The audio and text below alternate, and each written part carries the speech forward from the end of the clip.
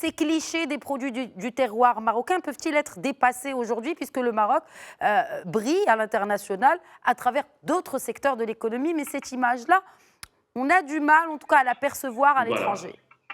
À l'image de la perception qu'on a d'autres pays européens ou autres, le Maroc aujourd'hui a un travail extraordinaire. C'est une chance qu'on doit saisir pour pouvoir définir de façon très claire quelle est la perception qu'on veut cibler ou avec laquelle on veut être interprété à l'étranger. Ça, c'est des choses qui sont très importantes parce que d'un coup, on veut mettre en avant notre terroir, d'un coup, on veut mettre en avant notre tourisme, notre industrie n'est pas aussi exposée qu'on le croit.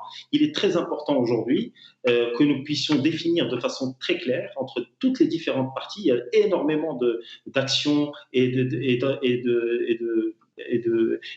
d'actions louables et réellement importantes, mais il faut qu'il y ait une certaine convergence au niveau de cette image qu'on véhicule. On peut pas toujours véhiculer cette image d'un pays touristique et occulter la partie économique qui est celle d'un pays à très fort potentiel de croissance industrielle, un très fort potentiel en matière d'énergie renouvelable, un très fort potentiel humain. Aujourd'hui, le Maroc est un vivier de compétences qui peut intéresser énormément d'autres pays. Et ça, c'est très important.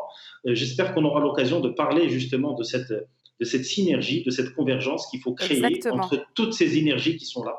On Oui. avait un organisme qui s'appelait Maroc Export, qui n'est plus Mhm. là malheureusement, qui a été indexé À l'AMDI. à Madame Dieu. l'AMDI, mais aujourd'hui, la demande que je fais chez vous, Medi 1 TV, c'est pourquoi pas créer une agence Made in Morocco. Pourquoi ne pas créer définitivement un guichet unique de ce Made in Morocco? On pourrait Alors, quand vous finalement, dites guichet unique, cela implique-t-il une transversalité de politique de marketisation du Made in Morocco, à savoir l'artisanat, la destination Maroc, donc le tourisme, donc plusieurs départements à la fois qui seraient réunis dans une seule et même agence, sachant que Maroc Export n'existe plus? voilà. Au fait, la proposition, elle est très claire.